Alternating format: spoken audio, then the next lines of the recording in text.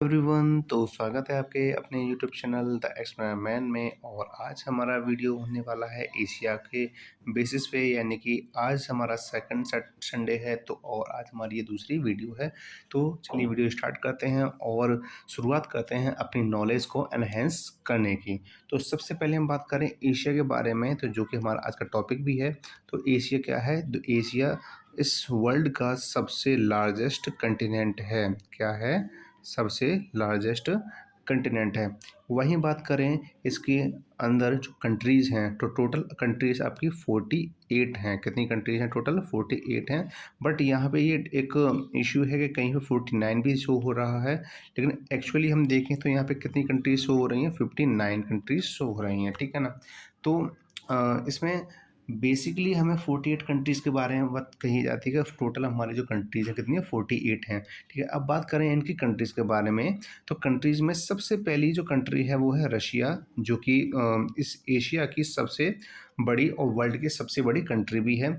वहीं बात करें दूसरे नंबर पे, तो दूसरे नंबर पे चाइना आता है, जो एशिया का सेकंड लार्जेस्ट कंट्री है।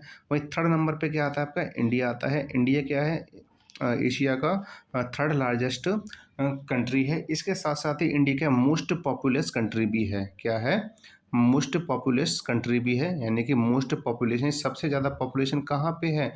इंडिया में। यानी कि इससे पहले कहाँ हुआ करती थी? चाइना में हुआ करती थी, लेकिन इसके बाद सन 2023 एंड 2023 से हमारे इंडिया के पास ये खिताब आ चुका है कि हमारे देश में सबसे ज़्यादा पॉपुलेशन है, ठीक है।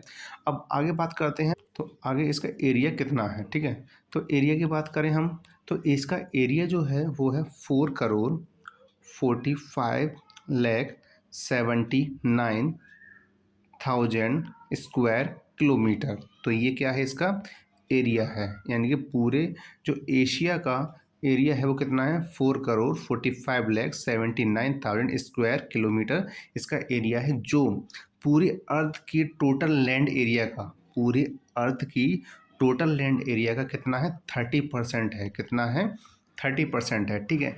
और बात करें इसके सरफेस एरिया के बारे में, यानी कि टोटल अर्थ का ये 8.7% एरिया कवर करता है, ठीक है। अब यहाँ पे जानने वाली बात है, कंफ्यूज ना हो, कि ये जो परसेंटेज मैं बता रहा हूँ 30%, यानी टोटल जो अर्थ का लैंड एरिया है उसका 30% पार्ट क्या करता है? ऑक्यूपाई करता है। लेकिन अगर मैं बात करूँ टोटल अर्थ के बारे में, तो ये उसका 8.7% पार्ट को क्या करता है? ऑक्यूपाई करता है, ठीक है ना। अब बात करते हैं हमारे हिस्टोरिकल पॉइंट्स के पॉइंट ऑफ व्यू से, ठीक है।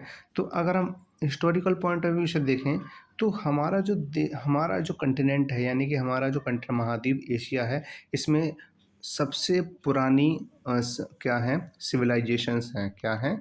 सिविलाइजेशन है, ठीक है। अब कौन कौन सी ऐसी सिविलाइजेशन है जो दुनिया की सबसे पुरानी सिविलाइजेशन के हैं, लेकिन हमारे वो कहाँ पर हैं? एशिया में ही अवेलेबल हैं, तो ठीक है। सबसे पहले हम बात करते हैं मेसोपोटामिया के बारे में, ठीक है ना। मेसोपोटामिया, तो मेसोपोटामिया कहाँ एग्जिस्ट करती है? मेसोपोटामिया आज के टाइम पे एग्जिस्ट करती है इराक में। कहाँ एग्जिस्ट करती है?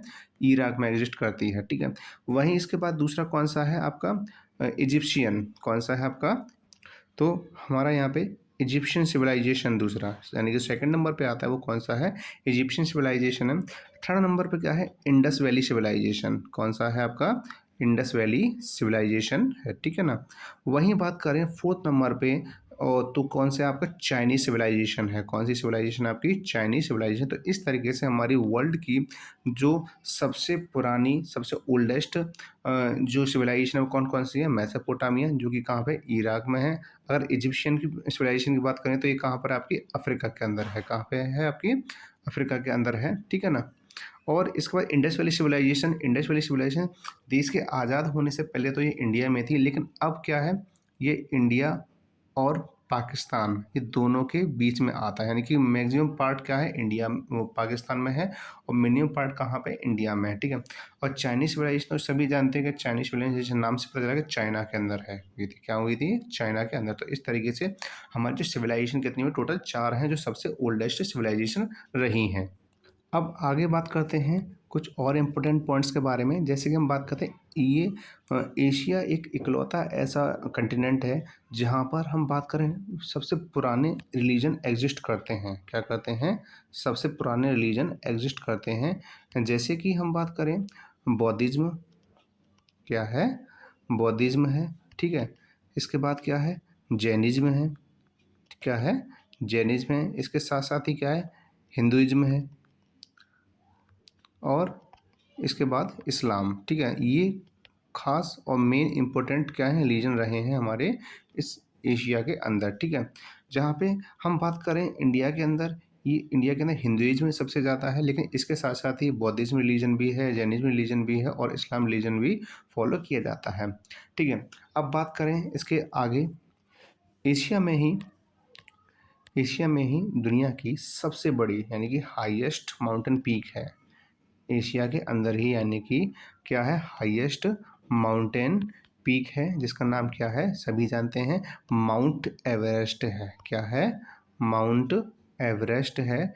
इसकी हाइट 8,850 मीटर अप्रोक्सीमेट है, ठीक है। कितनी है, 8,850 मीटर अप्रोक्सीमेट है, ठीक है। तो अब ये थे हमारे कुछ बहुत ही बेसिक पॉइंट्स जो हमने आज पढ़े और जाने एशिया से रिलेटेड। तो आई होप कि आपको ये वीडियो काफ़ी हेल्पफुल साबित होगा और काफ़ी इन्फॉर्मेटिव भी रहेगा। तो मिलते हैं हम नेक्स्ट वीडियो में नेक्स्ट टॉपिक के साथ। अब ये मत सोचिएगा कि ये बहुत ही बेसिक लेवल से दिया है, तो शुरुआत इसी तरीके से करते हैं। तो हमने शुरुआत की है, तो धीमे धीमे करके जिस तरीके से हम बढ़ेंगे उस तरीके से हम डेटा को आपके सामने प्रेजेंट करेंगे और नई नई चीज़ें आपके लिए लाते रहेंगे। तो तब तक के लिए गुड बाय, और मिलते हैं नेक्स्ट वीडियो में। तब तक पढ़ते रहिए और स्वस्थ रहिए।